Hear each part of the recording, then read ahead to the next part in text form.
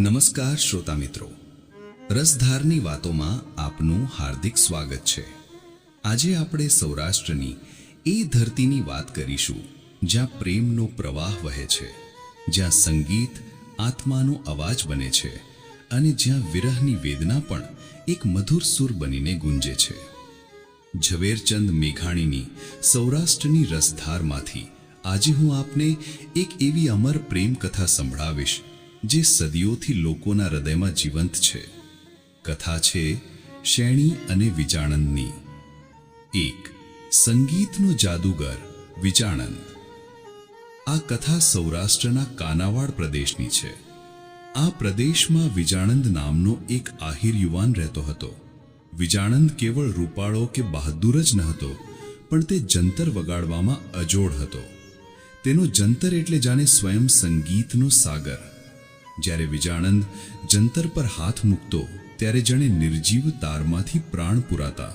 તેના સુર એટલા મધુર અને ભાવવાહી હતા કે પશુ પંખીઓ પણ તેના સંગીતમાં મંત્રમુગ્ધ થઈ જતા। લોકો તેને જંતરનો જાદુગર કહેતા। વિજાણંદ જ્યાં પણ જંતર વગાડતો ત્યાં લોકોની ભીડ જામી જતી।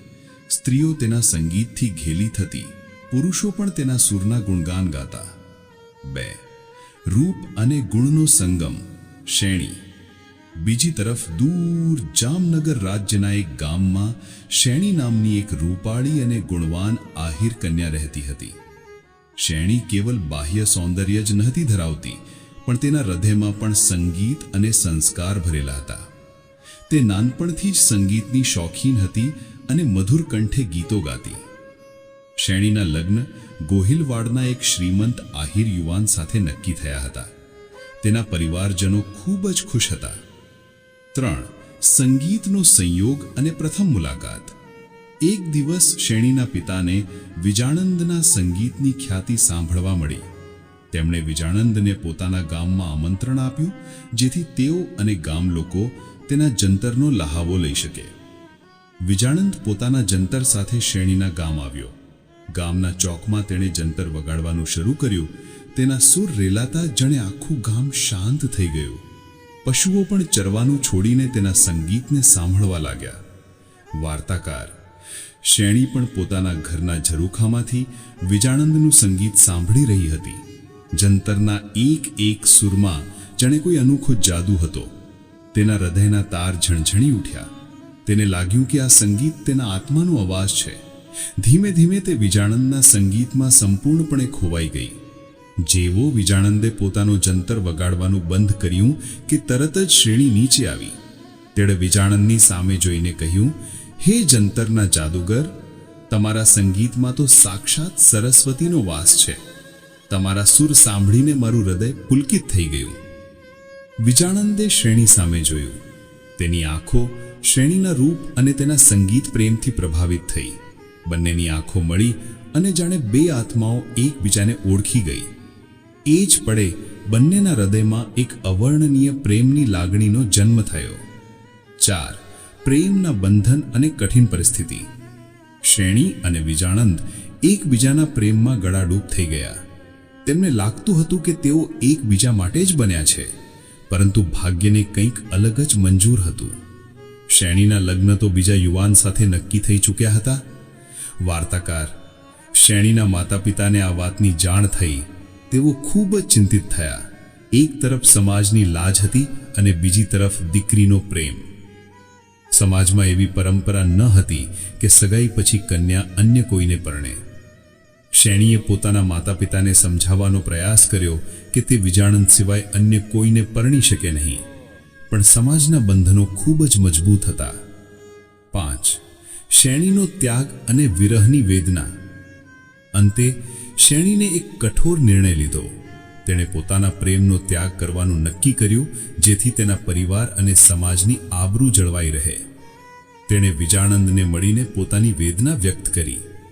વાર્તાકાર વિજાણંદ, મારું હૃદય તારા માટે જ ધબકે છે, પણ ભાગ્યમાં આપણો સંયોગ નથી। હું તારો પ્રેમ ભૂલી શકીશ નહીં, પણ મારે સમાજની લાજ રાખવી પડશે। તું મને માફ કરજે। વિજાણંદનું હૃદય તૂટી ગયું। તે આઘાત પામ્યો, પણ શેણીના નિર્ણયનો આદર કર્યો। તેણે શેણીને વચન આપ્યું કે તે આખી જિંદગી તેની યાદમાં જીવશે અને ક્યારેય બીજા કોઈને પરણશે નહીં. શેણીના લગ્ન નિર્ધારિત થયા મુજબ ગોહિલવાડના યુવાન સાથે થયા અને તે પોતાના સાસરે ચાલી ગઈ. 6. વિજાણંદનો વિરહ અને જંતરની આર્તનાદ. શેણીના ગયા પછી વિજાણંદનું જીવન નિરર્થક બની ગયું. તેના માટે દુનિયામાં કંઈ રહ્યું નહોતું. તે ખાવા પીવાનું છોડી દીધું. તે દિવસ રાત શેણીની યાદમાં જંતર વગાડતો. તેના જંતરના સુરમાં હવે પ્રેમનો આનંદ ન હતો, પણ વિરહની વેદના, કરુણા અને આર્તનાદ હતી. વાર્તાકાર: વિજાણંદ ગામે ગામ ભટકવા લાગ્યો. જ્યાં પણ તે જંતર વગાડતો ત્યાં લોકો તેના સુરમાં શેણી પ્રત્યેનો તેનો અતૂટ પ્રેમ અને વિરહની પીડા અનુભવતા. તેના સુર સાંભળીને લોકોની આંખોમાં આંસુ આવી જતા. તે શેણીના નામના ભજનો અને ગીતો ગાતો. કેટલાક લોકો વિજાણંદને શેણીને ભૂલી જવાની સલાહ આપતા, પણ વિજાણંદ અડગ હતો. શેણી મારો આત્મા છે. તે ભલે મારાથી દૂર હોય, પણ તેના પ્રેમ સિવાય મારું જીવન અર્થહીન છે. 7. શેણીનો અંત અને વિજાણંદનું પ્રયાણ. શેણી પોતાના સાસરે ગઈ, પણ તેનું મન હંમેશા વિજાણંદમાં જ પરોવાયેલું રહ્યું. તે પણ વિરહની આગમાં તપતી હતી. અંતે વિરહની વેદના સહન ન થતા શેણી બીમાર પડી અને થોડા સમય પછી અવસાન પામી. વાર્તાકાર: શેણીના મૃત્યુના સમાચાર વિજાણંદ સુધી પહોંચ્યા. આ સમાચાર સાંભળીને વિજાણંદ સ્તબ્ધ થઈ ગયો. તેના માટે જાણે આ દુનિયા જ સમાપ્ત થઈ ગઈ. તે શેણીના ગામ પહોંચ્યો. ત્યાં જઈને તેણે શેણીના પાડિયા પાસે પોતાનું જંતર વગાડવાનું શરૂ કર્યું. વિજાણંદે જંતરના તાર પર છેલ્લી વાર હાથ ફેરવ્યો. એક વેદના ભર્યો સુર નીકળ્યો. લોકો સાંભળી રહ્યા હતા. તેમની આંખોમાં આંસુ હતા. એ સુર શેણી પ્રત્યેનો વિજાણંદનો શાશ્વત પ્રેમની સાક્ષી પૂરી રહ્યો હતો. એ જંતર વગાડતા વગાડતા શેણીની યાદમાં વિજાણંદ પણ પોતાના પ્રાણ છોડી દીધા. તેનું શરીર ત્યાં જ ઢળી પડ્યું. 8. અમર પ્રેમ કથા શેણી અને વિજાણંદ. શેણી અને વિજાણંદની આ પ્રેમ કથા સૌરાષ્ટ્રના ઇતિહાસમાં અમર થઈ ગઈ. લોકોએ તેમના પ્રેમ, વિરહ અને સંગીતની ગાથાઓ ગાવાનું શરૂ કર્યું. આજે પણ સૌરાષ્ટ્રમાં શેણી વિજાણંદના ભજનો, દુહાઓ અને ગીતો ગવાય છે. તેમને અમર પ્રેમીઓ તરીકે યાદ કરવામાં આવે છે. વાર્તાકાર ગૌરવપૂર્ણ અને ભાવુક અવાજે. તેમની પ્રેમ કથા આપણને શીખવે છે કે સાચો પ્રેમ ક્યારેય મળતો નથી. તે ભૌતિક બંધનોથી પર હોય છે અને આત્માના સ્તરે અનુભવાય છે. ભલે તેઓ શારીરિક રીતે એક ન થઈ શક્યા, પણ તેમના આત્મા હંમેશા માટે એકબીજા સાથે જોડાઈ ગયા. વિજાણંદનું જંતર અને શેરીનો વિરહ બંને પ્રેમની અમર નિશાની બની ગયા. 9. વાર્તાનો બોધ શાશ્વત પ્રેમ અને ત્યાગ. શેણી અને વિજાણંદની કથા આપણને ઘણા ઊંડા બોધ આપે છે. શાશ્વત પ્રેમ.